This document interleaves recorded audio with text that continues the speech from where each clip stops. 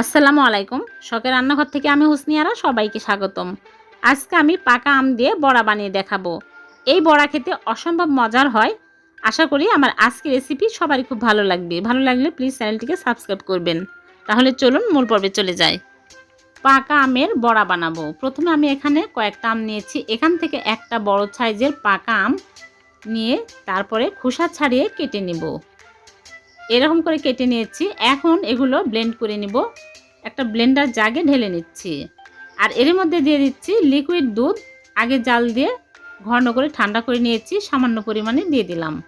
আর চিনি দিয়ে দিচ্ছি 3 টেবিল চামচ।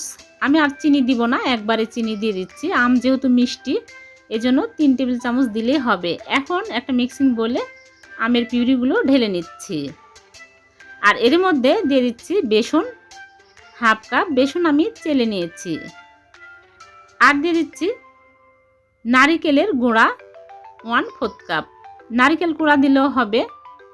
আর সুজি, এখানে আমি কাঁচা সুজি নিয়েছি 1/4 কাপ দিয়ে দিচ্ছি। আর সাদা এলাচের গুঁড়া হাফ টিস্পুন দিয়ে দিচ্ছি। এলাচের গুঁড়া দিলে সুন্দর একটা ফ্লেভার অ্যাড হবে। আর স্বাদ মতো লবণ দিয়ে দিচ্ছি। আর 2 চামচ গুঁড়া দুধ দিয়ে দিচ্ছি। গুঁড়া দুধ দিলে এর টেস্টটা আরও বেড়ে যায়, খেতে ভালো লাগে। এখন হাত দিয়ে ভালো করে মিক্স করে নেব। যদি দেখেন যে লিকুইড হয়ে গেছে তাহলে আরও সুজি অ্যাড করে দিবেন। আমার মনে হচ্ছে একটু লিকুইড হয়ে গেছে, আর একটু সুজি লাগবে। আমি আরেকটু সুজি দিয়ে দিলাম। দিয়ে ভালো করে মাখিয়ে নিব। এরকম ঘনত্ব হবে, বেশি পাতলাও না বেশি ঘনও না। এখন এগুলো তেলে ভেজে নেব। চুলায় প্যানে পরিমাণ মতো সয়াবিন তেল দিয়ে নিয়েছি আর তেল গরম করে নিয়েছি। একটা একটা করে দিয়ে দিচ্ছি। আমি এখানে ছোট ছোট করে বড়া দিয়ে দিচ্ছি। আপনারা চাইলে এর চেয়ে বড় করে দিতে পারেন। চুলা আঁচটা মিডিয়াম আঁচে করে রেখেছি। দিয়ে উল্টে পাল্টে গোল্ডেন ব্রাউন কালার করে ভেজে তুলে নেব।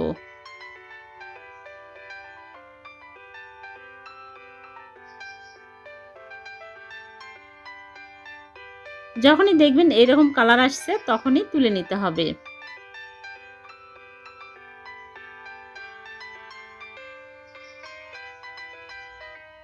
সবগুলো আমি এইরকম করে ভেজে তুলে নেব।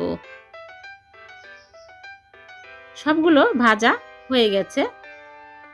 খুব কম সময়ে কম উপকরণে এই আমের বড়াগুলো বানিয়ে নেওয়া যায়। খেতে খুবই ভালো লাগে। পাকা আম থাকতে থাকতে আপনারা এরকম করে আমের বড়া বানিয়ে খেয়ে দেখবেন, খুবই ভালো লাগে।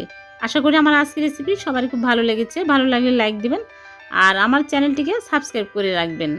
আবার দেখা হবে নতুন কোনো রেসিপিতে। সে পর্যন্ত ভালো থাকবেন। আল্লাহ হাফেজ।